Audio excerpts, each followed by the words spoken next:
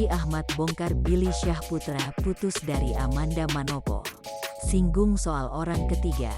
Saat bertemu di acara OVJ Show, Raffi Ahmad membongkar jalinan asmara Billy yang kandas.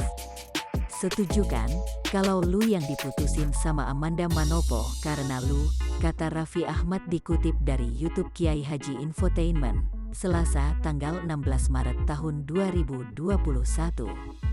Tampak adik Olga Syahputra itu salah tingkah dan mencegah Raffi Ahmad bicara lebih lanjut. "Udah putus dari Amanda Manopo.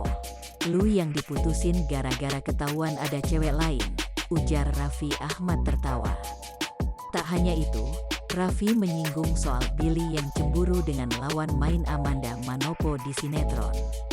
"Di akhir-akhir hubungan Amanda Manopo Elo udah gedek banget sama lawan mainnya karena dia dipeluk-peluk."